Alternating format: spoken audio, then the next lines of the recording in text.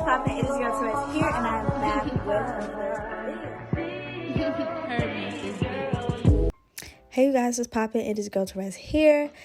Quick disclaimer, this video is not sponsored. It is 100% real and raw. I'm using a 7x7 closure from Wyong Hair in the texture loose deep, I think it is. I think that's what I bought. So off bats, this hair was really soft and the shedding was very minimal. The first red flag I did see though was that there were so many flyaways. Like, this is a 12-inch closure. There was a lot of 8-inch pieces, a lot of 4-inch pieces, and it was just not doing it for me because at the end of the day, when I actually created the wig, there were so many flyaways.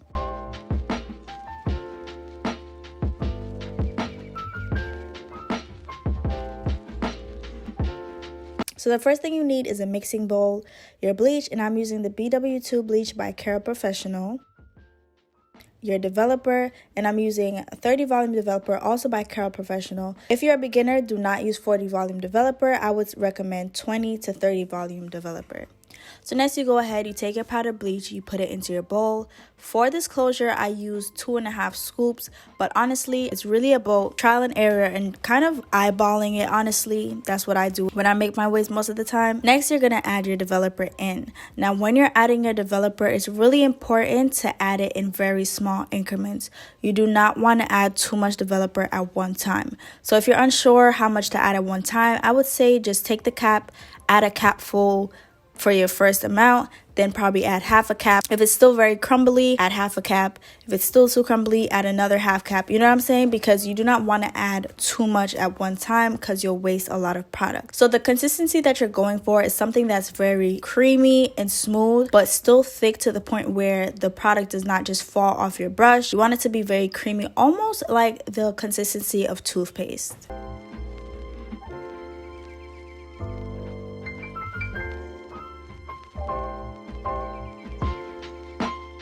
So as you guys can see, it's really smooth and easy to manipulate, but it doesn't easily fall off of my brush. That's what you're looking for.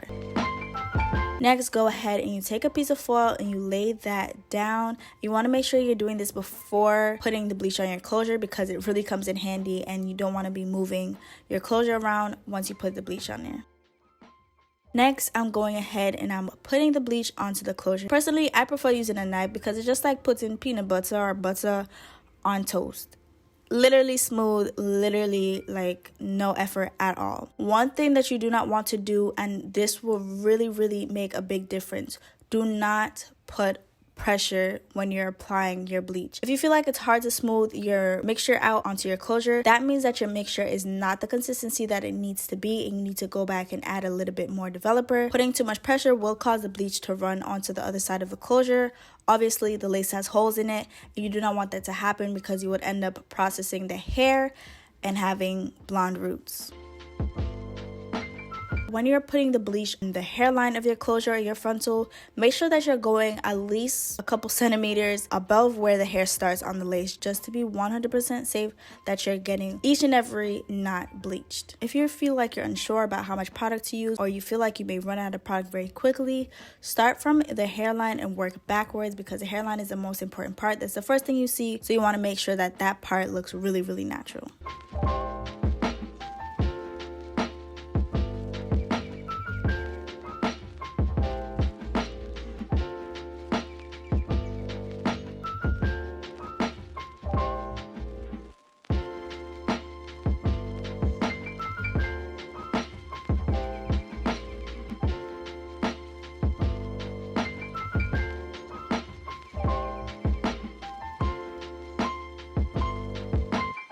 As you guys can see, I'm showing you the knots. Now you see how those knots are very dark, they're black.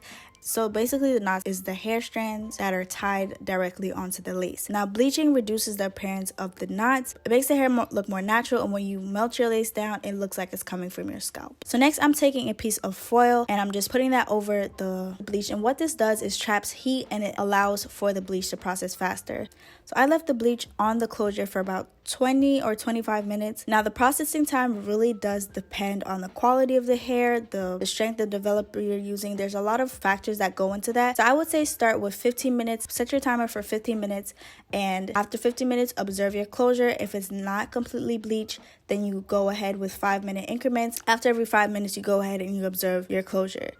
So now you guys see the difference. The knots are not black. That dark color from the roots is lifted and it's looking pretty brassy, it's looking pretty orange, but we're gonna go ahead and fix that.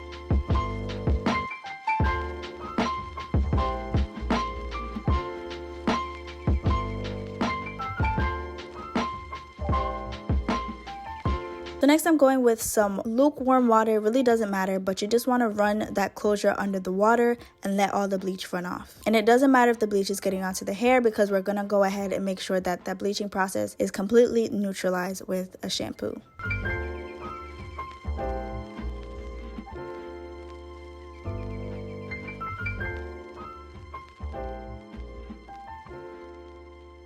So next I go in with my Isoplus Neutralizing Shampoo, and what this does is it basically stops the bleaching process from occurring. There's also a built-in color alarm, so when the suds are pink, that means that there is product left in the hair, and when the suds are white, that means everything is out and you're good to move on to your next step. When you're washing your clothes and you're putting your shampoo, this is not a piece of clothes, this is hair. Bleaching the knots already weakens the hair, so you want to be very, very gentle, and you just don't want to tangle the hair on the next side of the closure. So I just take my fingers and I rub that in. You guys can see how the suds are slightly pink. I'm not too sure if you can pick that up on camera, but you can see how it's slightly pink, and that means that there's still product left on the lace.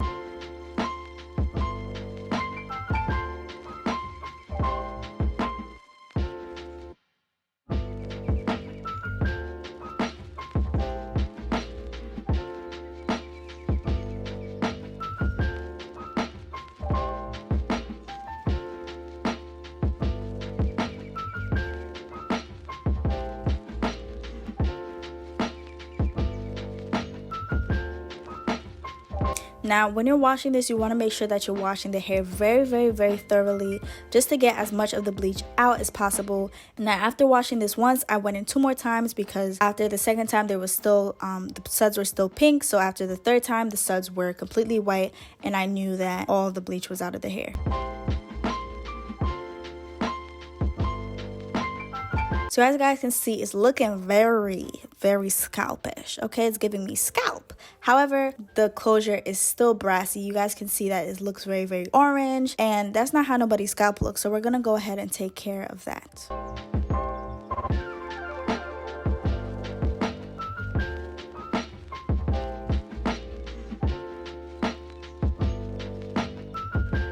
So next I'm going in with a purple shampoo, and what a purple shampoo does, it basically distributes purple pigment to neutralize brassy or orange undertones on the closure.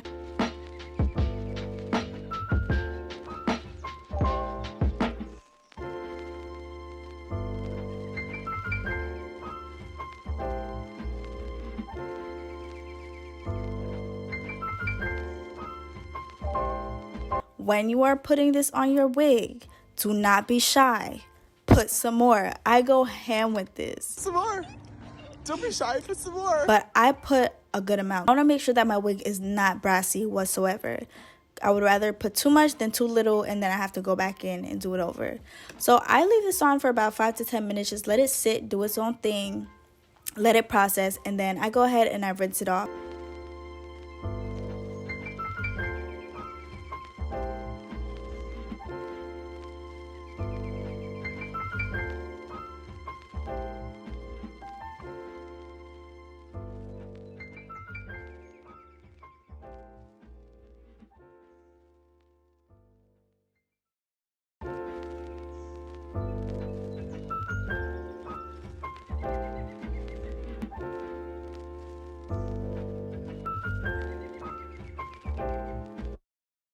So as you guys can see, I know y'all see this. I know y'all see how good it looks. So you guys can see that that purple undertone, that purple shampoo really helped to get rid of that brassiness from the wig. And that's really what you want. So next I go ahead and I deep condition this wig. Honestly, I just use a cheap random conditioner, because you want to go ahead and add back moisture and luster to the hair after bleaching.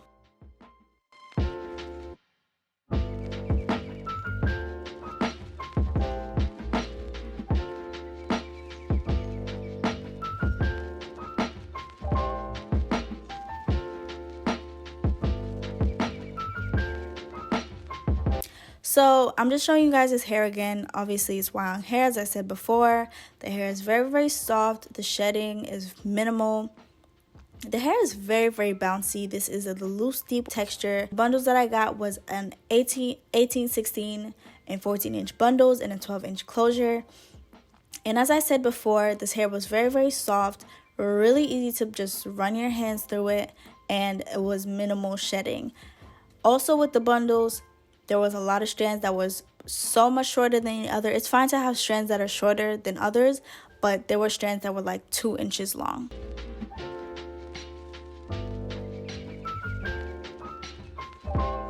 So next I go ahead and I just like to remove this big thick band, and I just add a rubber band so I can really shampoo it really well. Another red flag of this hair was that it had a really bad chemical smell. It wasn't like corn chips or anything. It was just like a chemical smell, a strong chemical smell. Even after shampooing and conditioning, that did not go away. However, it's important, I feel like it's important just to apply a little bit of shampoo just to get any dyes or chemicals that they may have used. Because although they may say virgin hair or raw hair, a lot of these vendors, especially on AliExpress, are not selling 100% raw or virgin hair.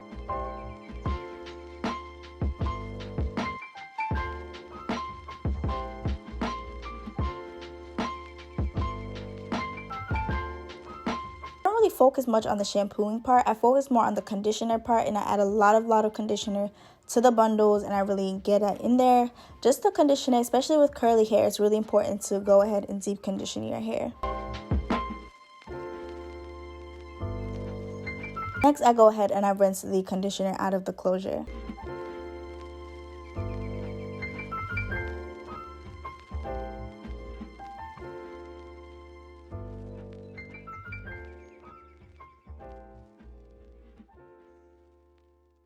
But this is all for this video, you guys. I hope it was helpful. I hope I explained well. This is a series that's going to be on my channel with customization. So the next video that will be posted is how to pluck your closure wigs. So please stay tuned for that. Also, I will be doing how to install your wig. I'm doing all of that on my channel. So please stay tuned. Please click the subscribe button down below. Like this video and share it if you did enjoy it and if it was helpful. And don't be discouraged if your first time in bleaching does not go so well, because my first time did not go well at all. So it really takes practice and you will get there.